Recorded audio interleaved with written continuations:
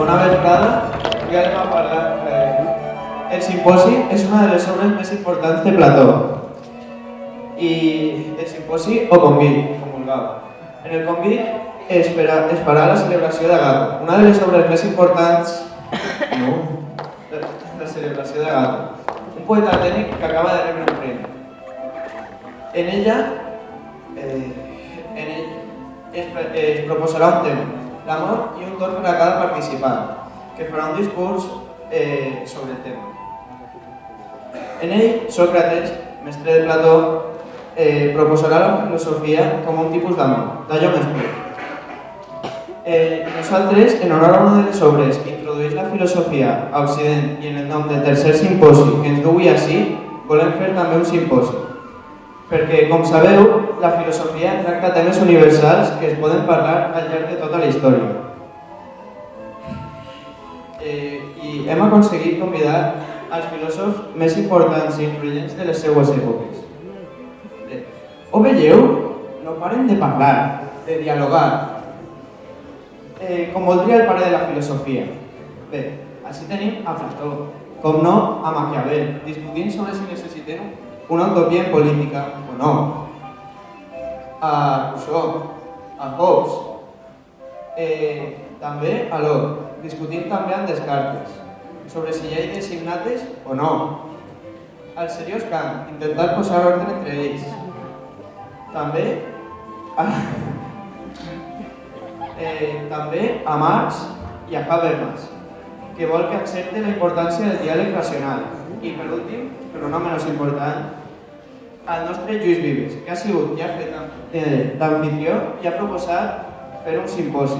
Ja ha donat la idea de l'educació, i més l'educació d'ací, de València, que és un tema que jo crec que no ha deixat indiferent a ningú i que així a València no està del tot resolta. Bé, anem a escoltar. Jo us havia convidat per tal que ajudaren els valencians a renovar el seu sistema educatiu. Cal reivindicar les humanitats i per això us he demanat que vingueu a aquest simposi. Bé, doncs, tal com vaig dir en el meu Emili, la llibertat en l'educació és bàsica per a poder desenvolupar la bona natura dels estudiants. Haurien de preparar al professorat amb una metodologia que fomentara la llibertat entre els estudiants. D'aquesta manera aprendrien millor i voldrien aprendre, no per obligació. Si parlem de matèries optatives, haurien de poder agafar totes aquelles matèries que vulguin. Ni parlar-ne. Si deixem a l'alumnat llibertat, el sistema educatiu serà un desastre. No faran res, acabaran pegant-se uns als altres. És molt important la disciplina, que tinguin molt clar qui mana i què és el que cal fer.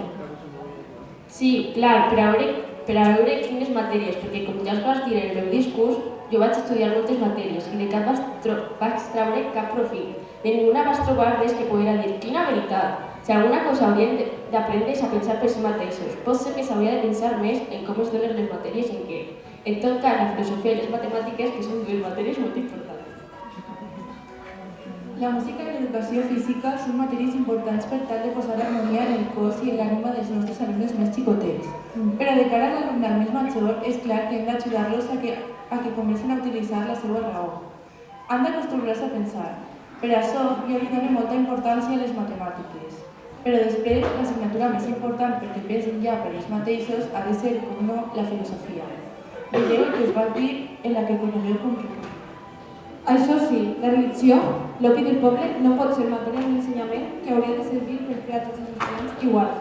I a més, cura amb servir l'educació per introduir la ideologia de la classe burguesa dominant. Això és el que voldria l'OP. Sigueu realistes, Marx. Què preteneu? Un canvi radical del sistema educatiu? Això no es pot fer. És important l'estabilitat i cohesió de l'Estat. Per això, cal educar els nostres estudiants. No és el que hauria de ser el que ens ha d'indicar que ensenyar, sinó com has de fer la societat i per aquesta realitat. no la que voleu o us agradaria tenir. Cal ensenyar als nostres joves i els donarem la raó si dic que en aquesta societat el que interessa és l'egoisme personal. No i no. L'educació ha de formar a l'home per a un estat millor. És el bé comú, no el bé egoista, el que ha de guiar als homes. L'educació no parla del ser, senyor Maquiavel, sinó del que hauria de ser. L'ensenyament, el sistema educatiu, hauria de començar per plantejar-se des dels interessos que realment tenim els homes i pretendre donar resposta a ells. Què podem esperar? Què hauríem de fer? Què podem saber? En definitiva, què és l'home? Tal com vaig posar de manifest en la meva crítica. El problema de l'educació no és tant el que es dona, sinó com es dona. És la pràctica deliberativa, el diàleg racional que s'ha de fomentar als centres educatius. Si vivim en una democràcia, he de formar ciutadans crítics i que responguin a la raó, no al poder com deia Hobbes o fins i tot Maquiavel.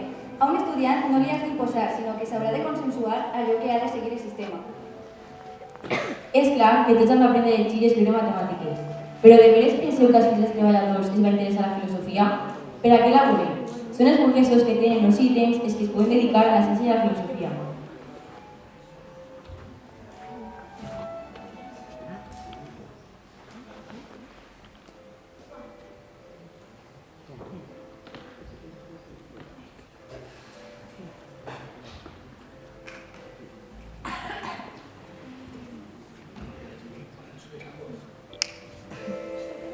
Prou, no aguantem més aquesta careta.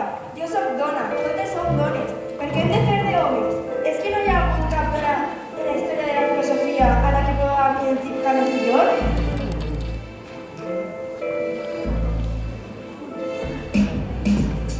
¿Por qué no dejan las clases a la mujer en la escuela? No vaya a ser que las niñas pensasen que a ellas les duela.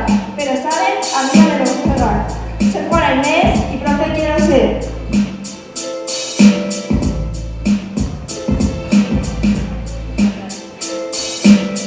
No se nace mujer, es algo que se llega a ser. Escapa y dolor, que es un vale. Vale. Muchas mujeres vivían en chalets con calidad de vida de carácter burgués, pero otras luchamos por la mujer, tratándome de hombre y cuidándome con el poder.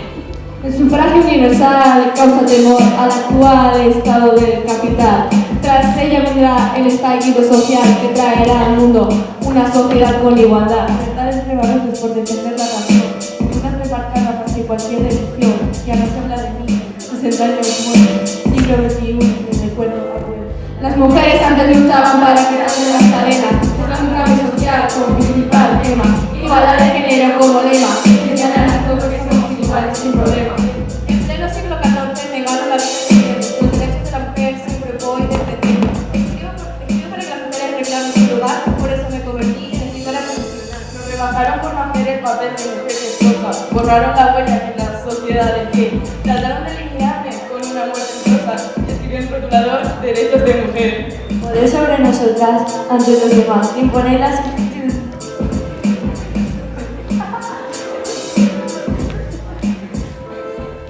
Pienso que en la antigüedad no había igualdad. Las mujeres deberían de demostrar que son iguales, que son valientes y que merecen todo lo que... Déjate llevar por el poder de la imaginación, conjúgalo con el uso de la razón y conviértelo en acción.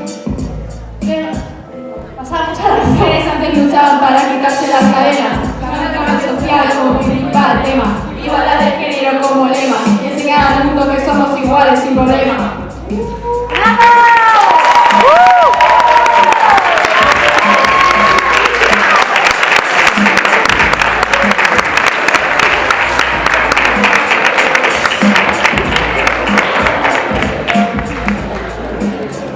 El simposi, en principi, era de filòsofs al llarg de la història, però com haveu vist, era de dones que ressaltaven la importància del diàleg entre dones i homes i subratllaven l'existència de filòsofes al llarg de la història, perquè la filosofia planteja temes que ens importen a tots i totes, siguem del segle que siguem i tinguem el gènere que tinguem.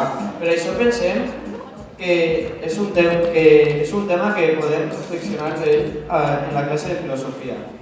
Bona vesprada.